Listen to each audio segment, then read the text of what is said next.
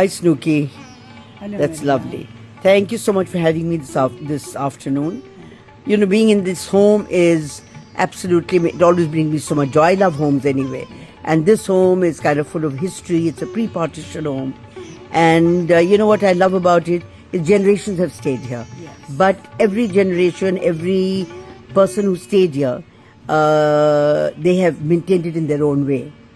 Well, we have all contributed to this house. You're aware that this house belongs to my father-in-law, the late Sayyid Amjad Ali. Yes.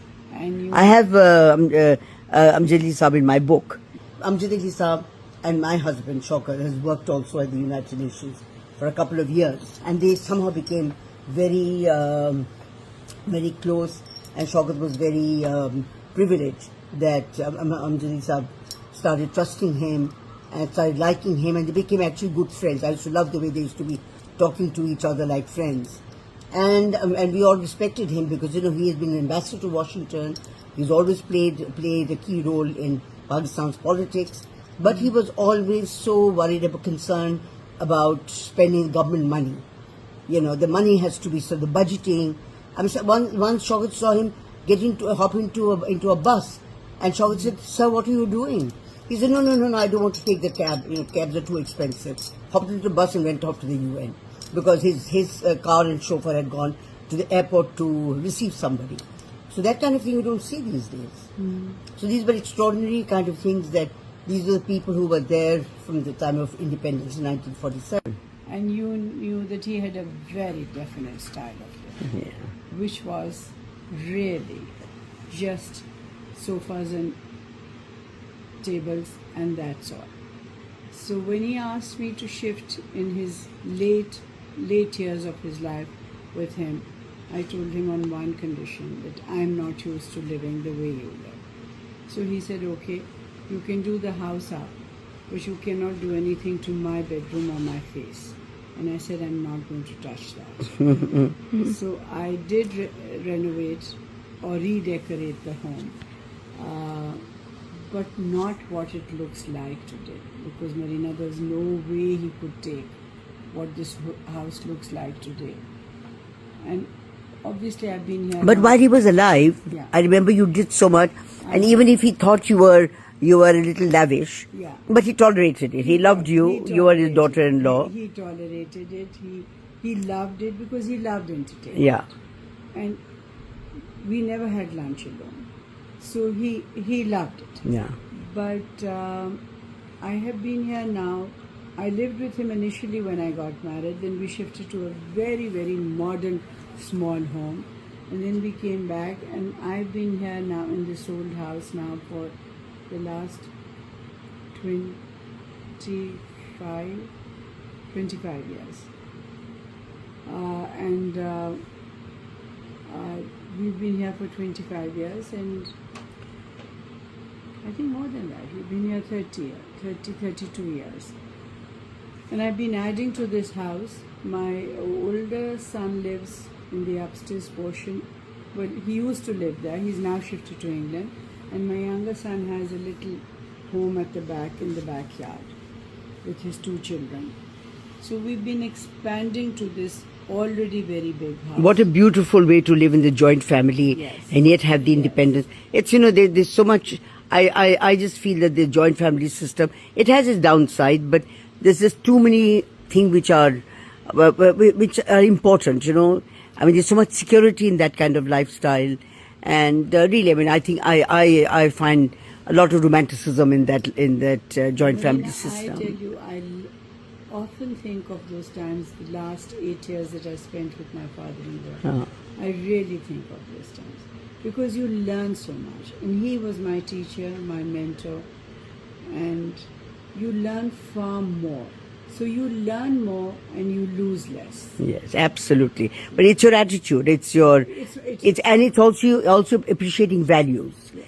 These days, people are losing the traditional values, the importance of it, and I think people are missing out on a lot. When we talk of buildings and the revival of heritage, Exactly. heritage can only be revived when we are all revived.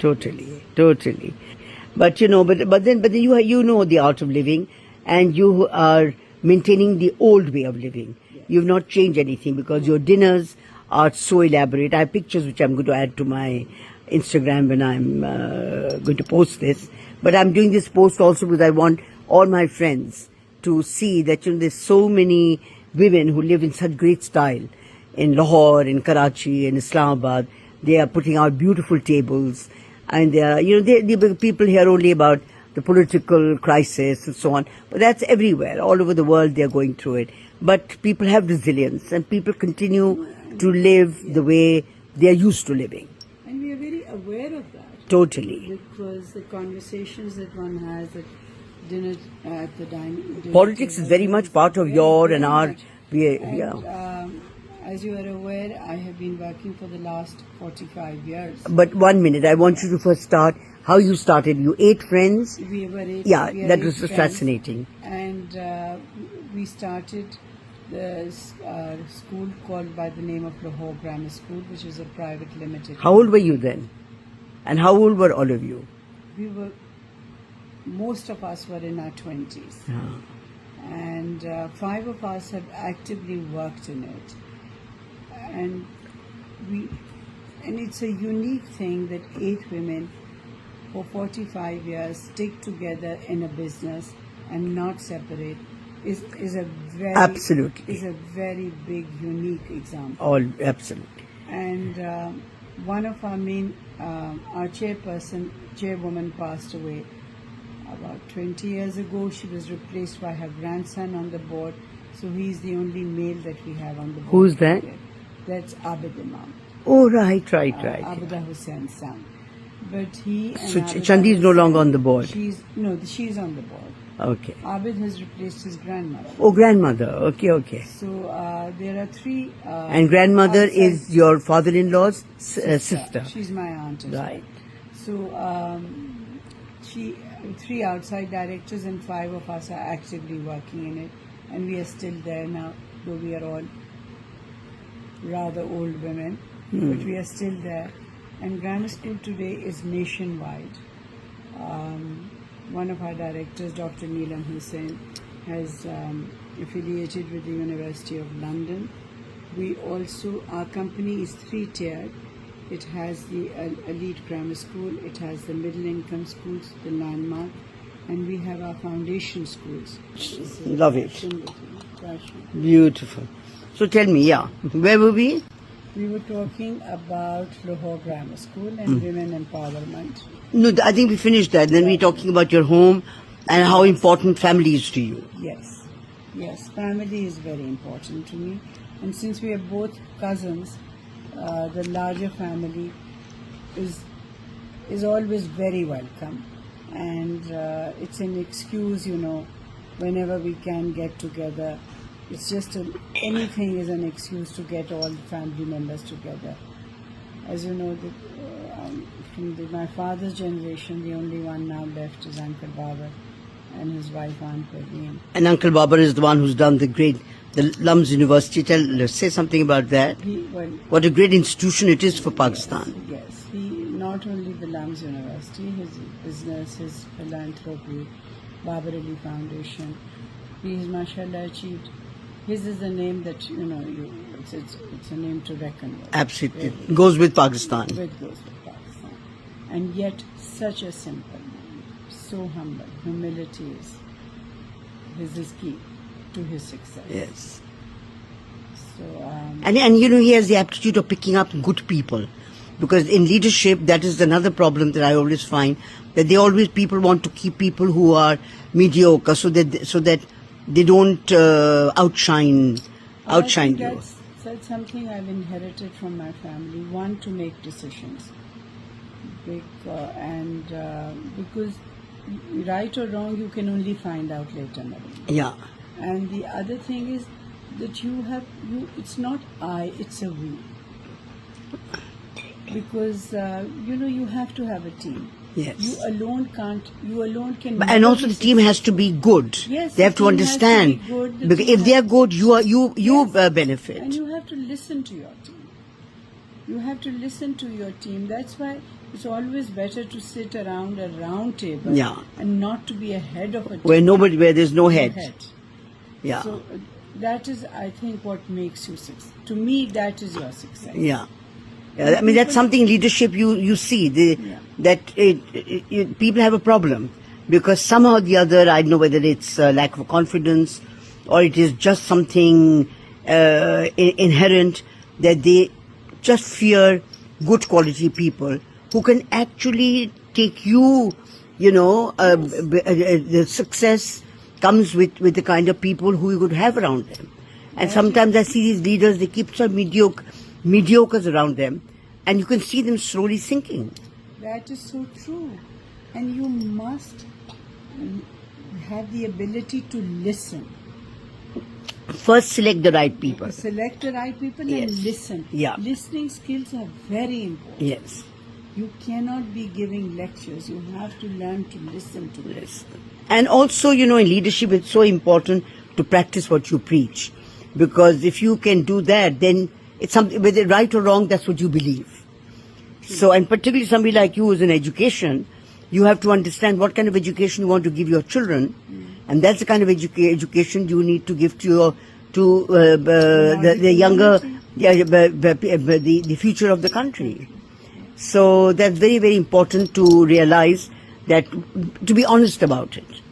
Because sometimes, I see that with the leaders, they're focusing on, for themselves it's one rule, and for everybody else it's something You else. can't have duplicate. Yeah. Double standards. And can't. you are in a very important, you're being in education, it's a very, very important basic foundation of a country. You can't have double standards.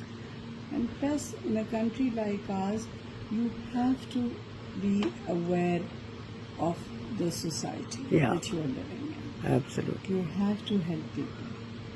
You Totally. have to, if God has been kind to you, which He has, you have Spirit of generosity. You have to have the spirit of generosity. And you have so much of it. You're always the first one to go with a check when there is anything important that's happening, helping whichever way. You're known for that. Everybody in the city, they know the Snooki will help. And it's a fact. If it is what it is, and one should admit it, because I think anybody who's doing a fundraiser, you're very much on their priority list. It's very important. It's very important to share. Absolutely. It's because you give with one hand, God gives you with Absolutely. two hands. And her sister, So here's Snooki. This is one, by the way, one of Snooki's side tables. It's not one of her main tables. But today it's a one-on-one. So she laid up this thing for two of us. But you can see the food. But I want to just take you to see the old silver. The flowers are in place. She has a huge staff. You have to tell me about your kitchen. Marina, I have this old Look at this, all the old silver. How beautiful, and the fact that she uses it. People have, but they've got them all in storage. What's the point? And this light. This is one of the old homes with artwork. Wonderful. And this is the one with the calligraphy. How lovely. So just a lot of pride in her own food, her own crockery, cutlery, her crafts. Very, very proud. And proud to use them, show them off, utilize them. Lovely. So tell me about, what is this? This is the chicken tikka. That's such a speciality. Everything is homemade. She has wonderful people who cook for her. So tell me about your kitchen. Because you have parties all the time. Yes. So how does it work? We have 2 permanent cooks and 2 part-time. 2 part-times who come, because I have a huge staff. And they're all from your village? No, I don't have a village, but they're mostly from a lot of them come from my cousin's Abida's village, who've been with me for years. My cook, the oldest cook, has been with me now for nearly 49 years. Wow. And I keep telling him that your accounts are not clear. He said, by saying that to me, you made me corrupt. I said, I have not made you corrupt. You are corrupt. So, but then one puts up with all these old people. I have a huge staff, so most of them have to eat here also. And then since COVID, we started sending what we do. We do a langar. So a langar is made at home. So explain what langar is. Langar is distributing food for the needy. So it's made every day in the morning for about 150 people. Wow. And So it's all cooked by your cooks here? Cooks, yeah. And it is, the naan comes from outside, which is the bread, and they put sometimes it is, vegetable, sometimes it's meat, whatever. I give a monthly allowance for that, and then they distribute it near Gulbarg or wherever. There are so many places in Lahore. Yeah. So that's an every day. Amazing. Since Every COVID, day? Every day. 150 people? 150. Wow. This we started doing since COVID, because I've always believed in the food. No, This is absolutely. something about the Sikh religion which has always fascinated I tell me. you, the Their Sikhs. langar concept. I know. You go to their temples. Yeah. You'll always, And it's so yes, clean. It is so And their millionaires will come, their billionaires will come Yes. This is a Amazing. fascination with me. and cook and clean and mop the floors. I'm wanting that if I could increase it further, I would love to do that. Amazing. Both my sons contribute to it as well. So this is what we do.